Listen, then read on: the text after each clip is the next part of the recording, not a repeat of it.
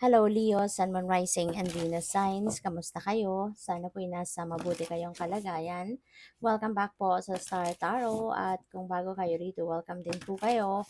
Please subscribe, like, share my videos, and leave me a comment po kung nakaresonate po kayo. Thank you. So, first card ni Leo, we have Sandpiper Spirit, be playful. Okay? Baka kasi Leo, masyado kayong seryoso at siguro panay kayo trabaho, panay obligasyon, responsibilidad, no? So most of your time siguro doon na uuwi, no, yung oras ninyo, attention ninyo, and siguro, hindi na kayo nakakapag-unwind man lang, hindi kayo nakakapag hindi kayo nakakapag-spend time by yourself, yung mga ganon. Kaya, this is an invitation for you, na be playful. Once in a while, kailangan ninyo na mag-take a break, then, no, mag-take a time out, and mag-unwind. Okay? Mag-unwind kayo kasi kailangan natin ng balanse. Okay? Hindi po pwedeng puro work, work, work lang. Alright? So we also have the squirrel spirit, believe in yourself, Leo. This is also a reminder para sa inyo na magtiwala ka sa inyong sarili. Okay? Magtiwala ka sa inyong mga kakayanan, magtiwala ka sa iyong mga um, capabilities, okay? Kasi lahat ng 'yan, no, na kung ano ang meron ka, 'yan ay bigay sa iyo ng universe. That is a blessing para sa iyo na meron kang magamit, ano, na para umasenso, para na mag-thrive ka sa buhay, 'di ba? Mag-grow ka, ganyan. Kaya 'wag mong maliitin, no, ang sarili mo. 'Wag mong maliitin ang kung ano ang kakayanan mo. Okay? Kaya ang dapat, no, magtiwala ka. Magtiwala ka sa inyong sarili kasi you are equipped, no, with what you need para na magtagumpay ka sa buhay. So we also have antelope spirit, life is speeding up. So maganda kasi baka, no, mas mabilis na ngayon ang takbo ng mga ganap sa buhay mo at maaaring papunta ka na ngayon sa pag-asenso, 'no? Kailangan mo na lang talaga baka ito lang ang kulang sa'yo, 'no, yung paniniwala mo sa sarili mo, yung confidence mo, 'di ba? And, after that things are going to move in a fast pace, 'di ba? At, yun, life is speeding up. Magiging mabilis na ngayon ang takbo ng mga kaganapan sa buhay mo, 'di ba? So what else? We have big spirit, use your mind wisely. Okay? Gamitin mo yung isip mo daw na wisely. Maging magaling ka sa pagdedesisyon. Galingan mo sa pagdedesisyon. Galingan mo sa mga disposisyon sa buhay. Yung ganyan. Alright? So, what else? By the way, maraming salamat for subscribing. And if you haven't subscribed yet, subscribe na kayo. And also, maraming salamat din for not skipping the ads. Malaking bagay po yan sa akin. And also, please click the join button sa baba ng video kung gusto po ninyo na mag-join kayo sa membership. Salamat!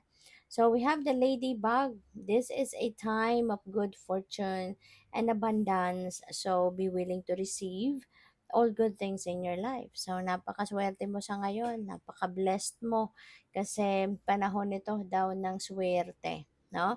So, siswertehin ka hindi lang sa iisang parte ng buhay mo but could be in various areas of life. Kaya ngayon, no, habang ang swerte ay nandiyan dyan, i-welcome mo to. Bukas buksan mo yung inyong mga kamay. Receive mo yung kasaganaan na to sa buhay with open arms at saka hindi lang kasaganaan sa pera po pwedeng dumating sa'yo, no?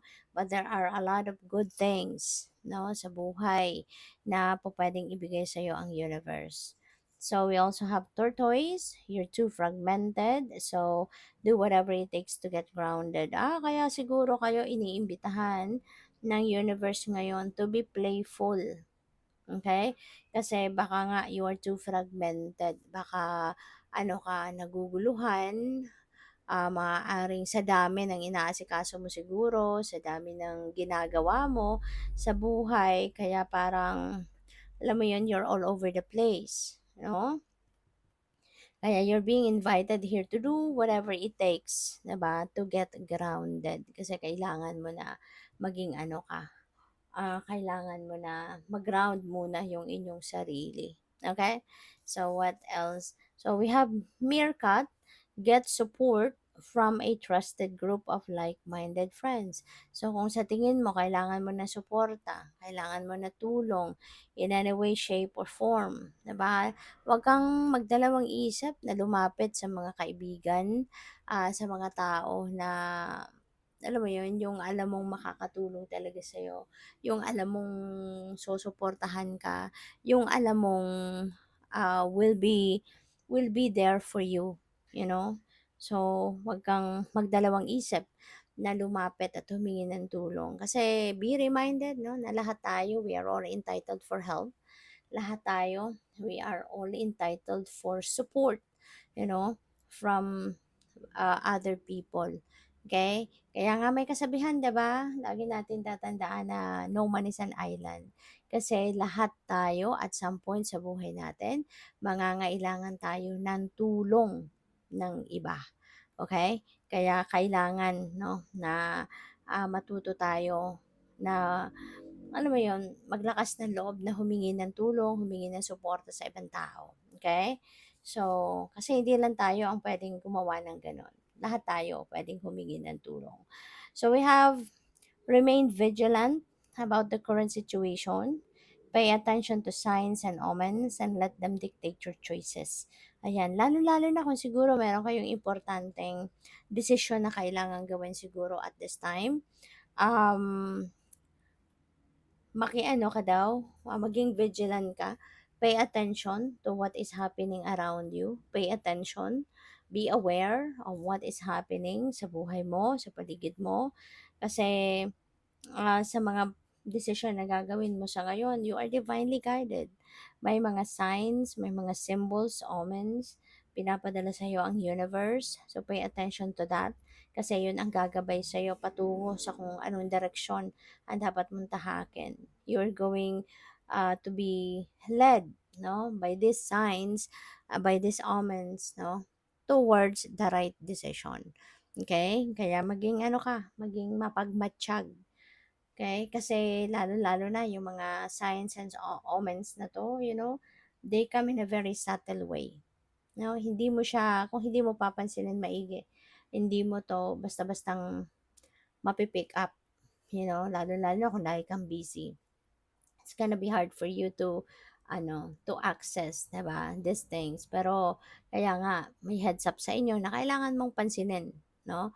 Kailangan mong pansinin ang mga maging aware ka sa mga nangyayari, sa mga nagaganap sa paligid mo. Kasi baka nandiyan dyan na yung mga signs and omens and symbols, 'di ba, or synchronicities na maaring pinadala na sa iyo ng universe to guide you, no? Towards the right decision or towards the right path. So, good luck. Thank you for watching. Love and light. Namaste.